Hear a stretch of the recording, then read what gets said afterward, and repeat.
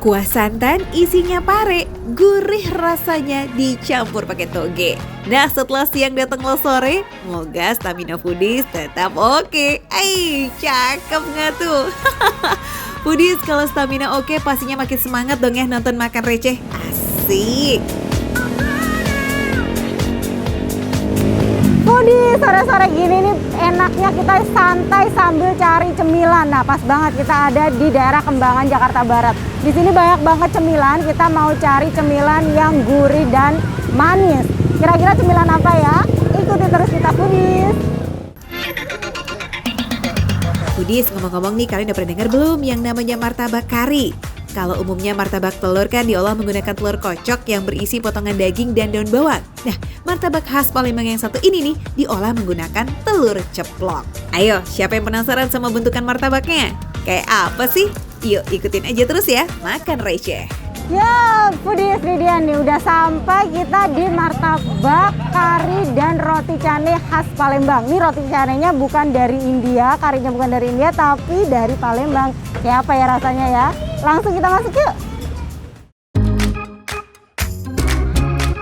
Untuk warga Palembang mungkin udah gak asing lagi nih Foodies dengan kuliner khasnya yang menggunakan kuah kari sebagai cocolannya ini.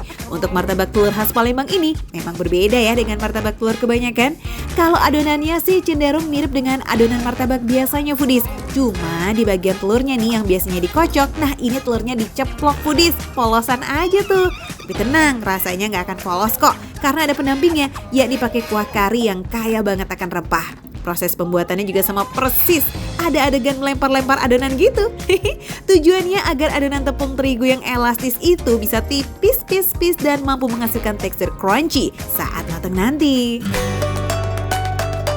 Eits, gak sembarang orang loh bisa dengan mudah lempar dan banting-banting adonan martabak kayak begini Foodies. Harus sudah terlatih dan ahli loh. Setelah adonannya renggang dan melebar, pecahkan 2 telur di atas adonannya. Hati-hati nih saat melipat adonannya ya Foodies, jangan sampai telurnya pecah duluan. Nah kalau sudah rapi, tekan-tekan adonan sampai kuning telurnya pecah di dalam ya Foodies. Sip deh, siap nih sekarang buat digoreng. Bapak aja deh. Nah, begini ngangkatnya caranya begini nih. Nah, telurnya taruh sini, jadi nggak pecah dia tuh. Oh, oke. Jadi ada teknik khususnya ya Foodies. Kalau di ini, Kalau nggak biasa bisa berantakan kayak tadi, kebuang. Sayang banget ada 2 telur bebek kebuang sama 1 adonannya. jadi gosong. Wah, udah matang yang ini. Gorengnya dengan api kecil ya hingga warnanya kecoklatan. Dilarang menggoreng martabak nih dengan api yang besar karena nanti luarnya bakal cepat kering, dalamnya belum matang. Oke, kita siram-siram adonan ya dengan minyak panas yang ada di wajan nih Foodies supaya matangnya lebih merata. Sip, kalau udah matang, seperti martabak pada umumnya nih Foodies langsung dipotong-potong deh. Smells good. Oh ini kuah karinya. Wah, kental banget ya. Ini isinya apa aja nih Pak? Ini kentang, jadi kentang aja sama itunya. Oh, kentang sama bumbu ya. Iya, kentang sama bumbu rempah-rempahnya, ada kuah santannya dikit. Aduh Foodies, aroma rempahnya itu loh langsung semerbak pakai banget. Bakalan cocok banget sini dimakan sama martabak yang rasanya plain, jadi nggak saling tabrakan tuh rasanya. Selain kuah kari ada juga cukanya Foodies, tapi cuka di sini berbeda dengan cuka di pempek ya. Cuka ini nggak pakai bawang putih, hanya gula, garam dan cuka. So simple. Martabaknya selesai, oke kita bikin yang selanjutnya, roti canai. Woi, mau? Ini adonannya sih masih sama kayak adonan martabak tadi, cuma nih untuk roti canai pakai 2 adonan. Tekniknya agak beda dengan teknik martabak Foodies. Dipijat-pijat dari tengah, kemudian dilebarkan dengan cara dibanting-banting juga. Aduh, ini satisfying banget gak sih ngeliat adonan yang asalnya kecil tiba-tiba jadi selebar kayak gitu? Jangan lupa juga diolesi pakai butter ya. Lanjut dilipat-lipat, tarik dan gulung deh. Proses masaknya di atas wajan yang sama tapi singkirkan dulu minyaknya. Hush.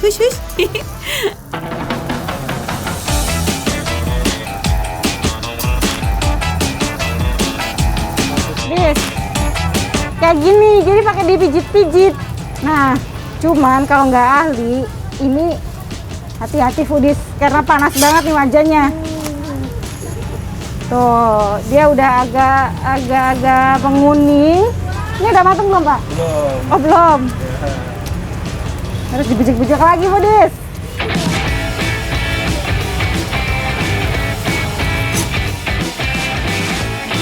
Foodies, please don't try this at home, oke? Harus udah profesional banget nih, yes, kudu pro. Panggang canenya pakai tangan kayak begitu. Kelihatannya sih si bapak lagi debus ya, padahal nih kata bapaknya udah gak berasa panas tuh katanya. Saking udah seringnya kali ya manggang cane dengan teknik kayak begini foodies.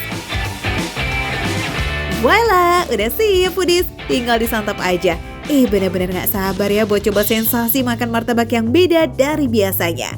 Yang paling mencuri perhatian sih nih kuah karinya itu loh. Karena tau gak apa? Aromanya foodies, sedap abis. Foodies, rempahnya berasa banget foodies. Jadi ini kentangnya dihancurin sampai kental gini kuahnya. Ada rasa santannya. Terus ini yang dominan nih bumbu-bumbu rempah, ada kunyit, bawang, ada daun jeruknya nih foodies. Jadi emang ini aromanya nih keluar banget ya. Tambah nih ada daging-dagingnya juga nih. Nah, martabak ini makannya pakai kuah kari ini foodies. Tekstur kentalnya bukan dari tepung maizena atau semacamnya, tapi dari kentang foodies. Cocol martabak telurnya ke dalam kuah kari, ini rasanya lazis punya. Martabak yang tanpa rasa bertemu dengan kuah kari itu rasanya jadi rich banget. Bikin martabaknya berasa gurih abis, apalagi pas bagian kuning telur bebeknya. Yummy. Oh iya, kalau nggak suka telur bebek bisa banget ya diganti pakai telur ayam juga kok foodies. Martabak khas Palembang dikenal juga dengan martabak har. Martabak ini sudah ada sejak tahun 47 loh foodies, dibawa dari India oleh Haji Abdul Rozak, seorang saudagar Palembang keturunan India. Hingga saat ini dikenal dengan martabak har atau Haji Abdul Rozak. Nah kira-kira gitu deh foodies ceritanya. Suka martabak. Selain kuah kari, ngomong-ngomong nih ada juga loh kuah cukanya foodies yang dicampur dengan irisan cabai hijau. Ini bener-bener rasanya beda banget foodies. Kalau yang tadi tuh kental rempah itu, kalau ini dia lebih light karena rasanya ini asem, ada manisnya, terus ada asinnya. Nah kalau cabai besar kayak gini kan dia nggak terlalu pedes ya, jadi cuman ada kayak aroma-aroma cabai aja sih. Tapi basicnya dia nggak pedes foodies. Pokoknya bisa banget disesuaikan dengan selera masing-masing ya. Kalau lebih suka yang kayak akar rempah bisa cocok ke kuah kari. Atau kalau kamu lebih suka yang sederhana bisa banget dicocok ke kuah cuka. Dua-duanya nggak gagal rasanya foodies, lazis. Oke sekarang kita icip ya roti canainya. Dipanggang hingga tipis jadi lebih mirip kayak pastry nggak sih? Karena tadi kan sudah diolesi butter nih. Udah pasti rasanya nggak terlalu polos ya. Oke langsung aja kita cocol ke kuah karinya. Ini mirip-mirip masakan India foodies.